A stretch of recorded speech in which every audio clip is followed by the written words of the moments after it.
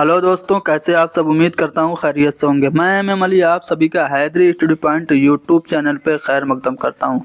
CTET जनवरी सन 2024 के लिए हम उर्दू के कुछ इम्पोर्टेंट क्वेश्चंस को डिस्कस करेंगे, जो कि कौमी तालीमी पॉलिसी सन 2002, कौमी दरसियात का खाका सन 2005, हक़ तालीम का एक्ट सन 2009 और भारतीय संविधान यानी कि आईन हिंद पे मबनी जो सवालात लैंग्वेज पेडागोजी में आते हैं उनको डिस्कस करेंगे। आप हमारी इस क्लास को लाइक कीजिए, शेयर कीजिए, हैदरी स्टडी पॉइंट को ज़रूर सब्सक्राइब कीजिए। चलिए, पहला सवाल जो आपके सामने है उसमें ये कहा जा रहा है कि दफ़ा 350A जो कि 7th अमेंडमेंट एक्ट सन 2019 के तहत ये दफ़ा भारतीय संविधान में जुड़ी थी, तो उसके मुताबिक लिसानी अक़लियतों के बच्चों को मुनासिब सहूलत कौन सी फराहम करनी चाहिए। तो आर्टिकल 350A में जो लैंग्वेज माइनॉरिटी के स्टूडेंट्स हैं उनको उनकी मातृभाषा में, उनकी मादरी ज़बान में तालीम मिलनी चाहिए, ये बात कही गई है। यानी कि बुनियादी सतह पर मादरी ज़बान में तालीम का हक है लिसानी अक़लियतों के बच्चों को, लैंग्वेज माइनॉरिटीज़ के यानी कि भाषा अल्पसंख्यक के बच्चों को। और ये जो हमें सुविधा मिली है वो आर्टिकल 350A के तहत मिली है। अगला सवाल जो है वो कौमी तालीमी पॉलिसी से है, जो कि दावा और दलील पे मबनी है। दावा है कि कौमी तालीमी पॉलिसी 2020 के मुताबिक 5वीं जमात तक के तमाम बच्चों को उनकी मादरी ज़बान में तालीम दी जाए। बिल्कुल दावा सही है। राइट टू एजुकेशन एक्ट भी कहता है कि आप बच्चों को उनकी मादरी ज़बान में तालीम दीजिए। साथ ही साथ नेशनल करिकुलम फ्रेमवर्क 2005 भी कहता है, आर्टिकल 350A भी कहता है। तो बच्चों को मादरी ज़बान में तालीम देनी चाहिए। कहीं कहीं क्लास 8 तक कहा गया है, कहीं कहीं क्लास 5 तक कहा गया है। तो क्लास 5 तक अगर आप देंगे तो और बेहतर है, ठीक है। तो यहाँ पे दावा हमारा सही हो गया कि कौमी तालीमी पॉलिसी के मुताबिक 5वीं जमात तक के तमाम बच्चों को उनकी मादरी ज़बान में तालीम देनी चाहिए। दलील है कि छोटे बच्चे अपनी मादरी ज़बान में बामानी तसव्वुरात को ज़्यादा तेज़ी से सीखते हैं। तो ये बात भी सही है।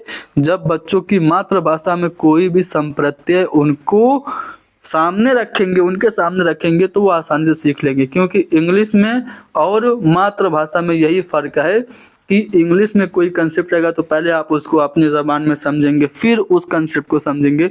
तो उससे अच्छा है कि डायरेक्ट बच्चों को मादरी ज़बान में पढ़िए, ताकि बच्चे आसानी से मुश्किल तसव्वुरात को समझ ले। तो दावा और दलील दोनों सही हैं, यानी कि पहला वाला ऑप्शन करेक्ट हो गया। कौमी तालीमी पॉलिसी 2020 में 2025 तक, जो कि अब संशोधन होकर सन 2026-27 हो गया है, तो चलो हम 2025 ही मान के चलते हैं। कौमी तालीमी पॉलिसी 2020 में 2025 तक प्राइमरी स्कूल में आलमगीर ख्वानदगी और आदाद यानी कि फंडामेंटल लिटरेसी एंड न्यूमेरेसी, जिसको हम बुनियादी ख्वानदगी और नंबर शुमारी के नाम से भी जानते हैं, उसके हुसूल के लिए सबसे ज़्यादा तरजीह देने की सिफारिश की गई है। तो नेशनल एजुकेशन पॉलिसी 2020 के मुताबिक इस हदफ को पूरा करने के लिए वज़ारत तालीम हुकूमत हिंद ने एक मिशन प्रोजेक्ट शुरू किया। उस मिशन प्रोजेक्ट का क्या नाम है? तो उसका नाम है निपुण Bharat, national initiative for proficiency in reading with understanding, ये इसका फुल फॉर्म है। तो यहाँ पे अगर आप ध्यान दें तो निपुण भारत में ही FLN के टारगेट को अचीव करने की बात कही गई है। पहले सन 2025 था, अब इसमें संशोधन करके सन 2026-27 कर दिया गया है। चलो, ये जो निपुण है ना, निपुण भारत, इसी का फुल फॉर्म आपसे पूछ रहा है। तो देखिए, national initiative for proficiency in reading with understanding and numeracy, ये इसका फुल फॉर्म है। यानी कि हमारा जो बी वाला ऑप्शन होगा वो करेक्ट होगा। दावा और दलील यहाँ पे भी दी गई है। कौमी तालीमी पॉलिसी 2020 आमोजिश में तसव्वुरात की तफहीम पे जोर देता है, कंसेप्ट अंडरस्टैंडिंग पे जोर दे रही है कौमी तालीमी पॉलिसी। बिल्कुल सही बात है। रटने से आमोजिश मुस्तकिल होती है, ये तो दलील बिल्कुल दावा की उल्टी है कि नहीं है। वहाँ पे कंसेप्ट अंडरस्टैंडिंग की बात हो रही है, लेकिन यहाँ पे कहा जा रहा है कि रटेंगे तो आपकी लर्निंग परमानेंट हो जाएगी, तो ये तो गलत हो गया। तो दावा सही है, दलील गलत है, यानी कि पहला वाला ऑप्शन सही है। देखो यहाँ पे 3 बयान हैं, तीनों को पढ़िए, फिर आपको सही ऑप्शन को चूज करना है। पहला बयान है कि 1963 के ऑफिशियल लैंग्वेज एक्ट के मुताबिक अंग्रेजी जो है वो मुआविन सरकारी ज़बान है, यानी कि English is associative official language of India. मुआविन सरकारी ज़बान सहायक आधिकारिक भाषा है अंग्रेज़ी। तो ये बात बिल्कुल सही है। ये हमारे आर्टिकल 343(2) में बात दर्ज है कि अंग्रेज़ी जो है वो मुआविन सरकारी है, जबकि 343(1) में क्या दर्ज है, हिंदी सरकारी ज़बान है। तो यहाँ पे जो पहला बयान है वो तो सही हो गया कि अंग्रेज़ी जो मुआविन सरकारी ज़बान है। दूसरा बयान है कि आर्टिकल 21(a) के मुताबिक 6 से 14 साल के सभी बच्चों को मुफ्त और लाजमी तालीम यानी कि फ्री एंड कंपलसरी निःशुल्क एवं अनिवार्य शिक्षा हासिल करने का हक है। तो ये बात भी सही है। नेशनल करिकुलम फ्रेमवर्क 2005 के मुताबिक आमोजिश को दरसी किताब पे मरकूज होना चाहिए। क्या ये सही है? ये बिल्कुल गलत है, क्योंकि एनसीएफ ये कह रहा है कि आप दरसी किताब से परे भी बच्चों को इजाफी मवाद दीजिए, यानी कि आप सिर्फ टेक्स्ट बुक पे ही डिपेंडेंट मत रहिए, एक्स्ट्रा करिकुलर एक्टिविटीज़ भी कराइए, एग्ज़ाम फ्लेक्सिबल कराइए और बच्चों के जो स्कूल का नॉलेज है उसको बाहर के नॉलेज से रिलेट करके पढ़ाइए। ये सब चीज़ें एनसीएफ कह रहा है। तो तीसरा वाला बयान गलत हो गया। तो 1 और 2 बयान हमारे सही हैं, सिर्फ 1 और 2 सही है, यानी कि जो बी वाला ऑप्शन होगा वो हमारा करेक्ट होगा। कौमी तालीमी पॉलिसी 2020 के मुताबिक कौन सा बयान दुरुस्त है? प्राइमरी दर्जात में मादरी ज़बान के इस्तेमाल की सिफारिश ये करता है कि नहीं करता है? बिल्कुल करता है। क्लास में कसीर लिसानियत के इस्तेमाल की हौसला शिकनी नहीं करता है, बल्कि हौसला अफजाई करता है। सिर्फ अंग्रेज़ी ज़बान में, यहाँ पे सिर्फ निगेटिव हो गया। अंग्रेज़ी ज़बान में तालीम हासिल करने पर जोर देती है? जी नहीं। तसव्वुरात की तफ़हीम पे जोर देती है, लेकिन यहाँ पे कहा क्या जा रहा है कि तसव्वुरात की तफ़हीम पर तवज्जो न देने की हौसला अफजाई कर रहा है, जो कि गलत हो गया। तो पहला वाला ऑप्शन हमारा सही है। निपुण भारत, फिर यही सवाल आ गया, तो जल्दी से इसको मैं समझा के आगे बढ़ता हूँ। निपुण भारत मिशन के मुताबिक बच्चों में बुनियादी ख़वानदगी और अदद शनासी यानी कि FLN का जो टारगेट है उसको अचीव करने का जो सन है वो कब है? सन 2026-27 तक है।